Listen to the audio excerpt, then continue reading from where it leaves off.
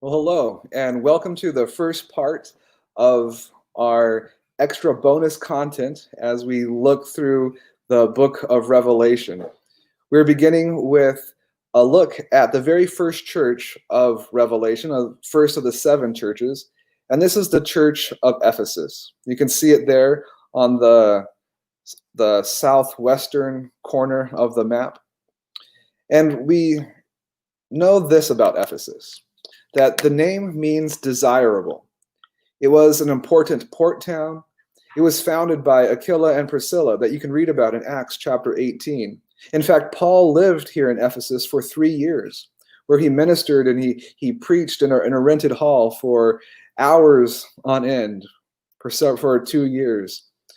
And this city was known for its manufacture of idols. In fact, there was one idol in particular that it was famous for, and that was the idol of Artemis. Now, Artemis was the goddess of fertility. And this picture that you see here is actually a picture of one of the idols that archaeologists have discovered in Ephesus. And you notice that it looks different, perhaps, than the images of Artemis that you might have seen from mainland Greece. Because in Greece, Artemis was usually depicted with a bow and a quiver of arrows because she was the goddess of the hunt. But here in Ephesus, she is depicted with many breasts to emphasize the fact that she was the goddess of fertility. And in fact, they had built a beautiful, magnificent temple to Artemis. It was one of the wonders, one of the seven wonders of the ancient world. A few years ago, Crystal and I had the chance to go and visit the site where the remains of her temple are. In fact, there's only one column that still stands. It's a pretty nice column, but I would imagine back in John's day, the temple was quite magnificent. We also know that this city was very passionate about their idol-making business, because when Paul preached against Artemis and the idols that they were making, a mob formed and basically ran him out of town. After 3 years of living there, he was done. He had to leave, or else who knows what might have happened to him. We read about Ephesus here in Revelation, starting in verse 2 of chapter 2.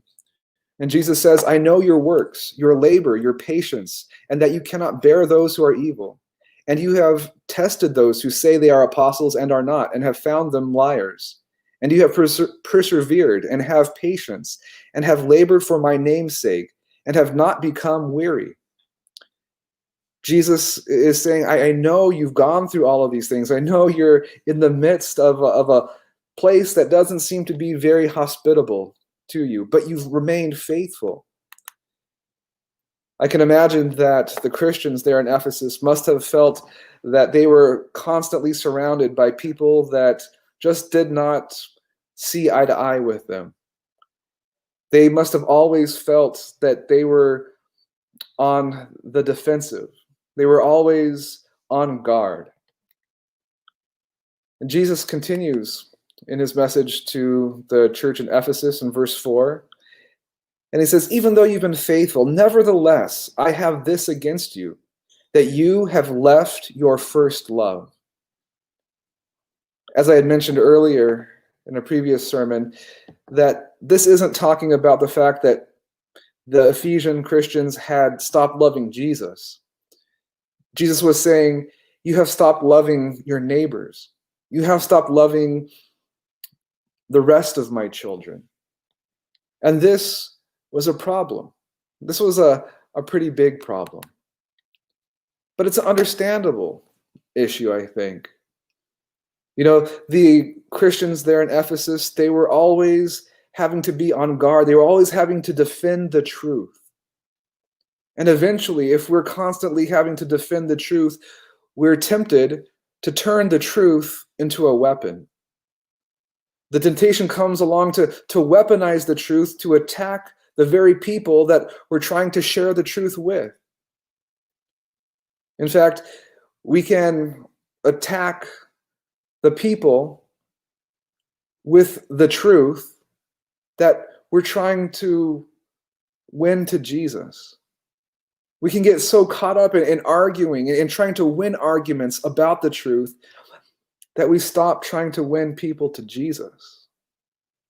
And this is an issue. And this is what Jesus was warning the church in Ephesus about.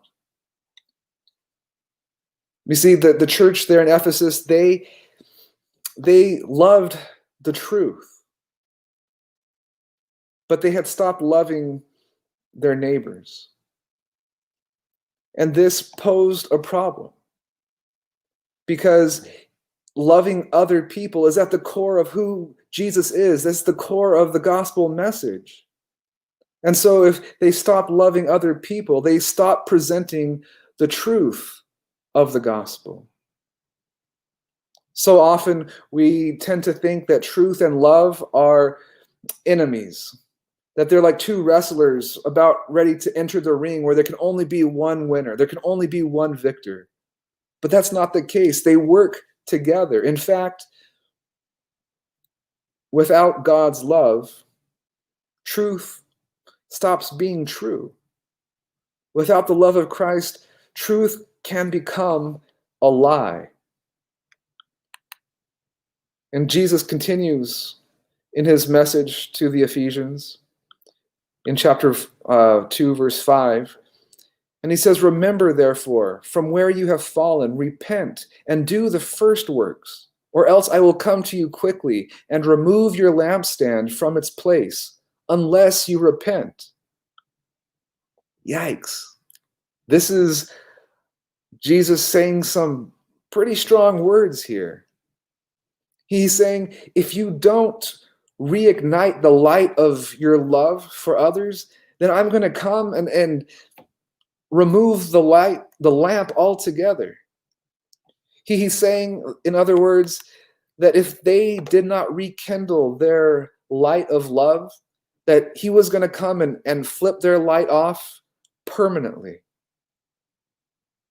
Jesus actually prefers no light to a light that distorts his character and his love.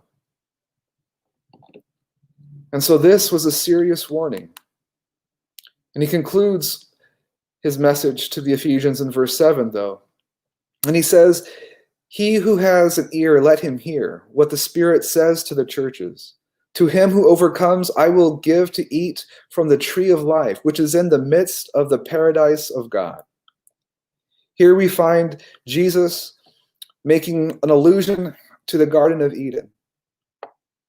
And he says that there's still hope to return to this place where there is no more sin, no more suffering, no more death.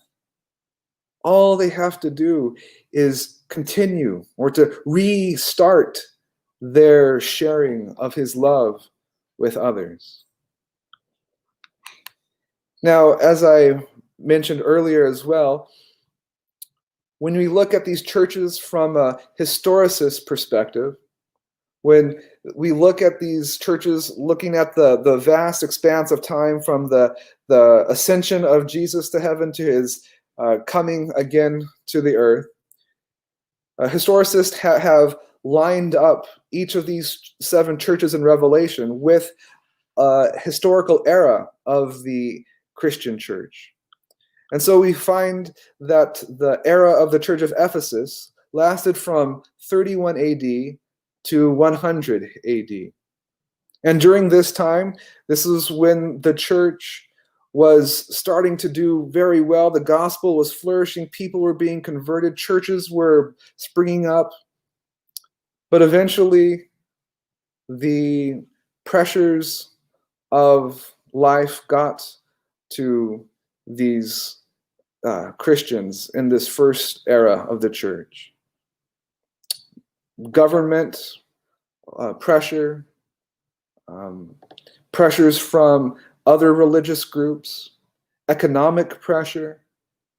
It all forced or led these Christians to turn their focus inward, to continue to love Jesus, but they withdrew their love from others. Does that perhaps sound like a church that you are currently attending? Or maybe it might sound like your current personal experience. Maybe the pressures of life are getting to you. Maybe there's pressures in your family.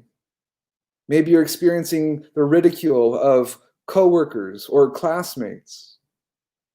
Maybe there's just things happening to you in life, the ridicule that we see, the disrespect that Christians seem to get through the media, and it just builds and it builds, and you're tempted to lash out. You're tempted to start bashing people with the truth, even the truth of the gospel. You're thinking about weaponizing.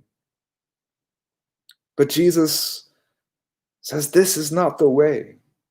This is not my way. And this is why he gives us and reminds us of this truth through the message of the church there in Ephesus. He says, I know that this is something that you might be tempted to do. This is something that Christians obviously have been tempted to do for almost 2,000 years. But Jesus says this cannot happen.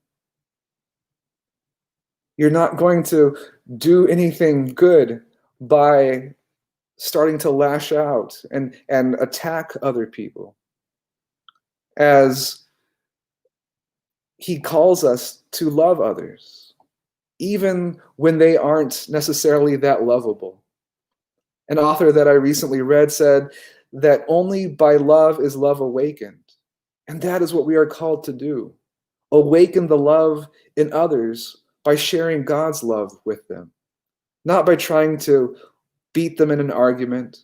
Not by trying to shove the truth down their throats.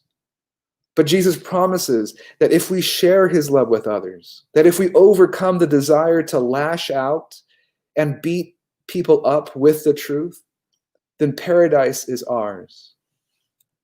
I know that I want to eat from the tree of life in heaven, and I hope that you do too. God bless.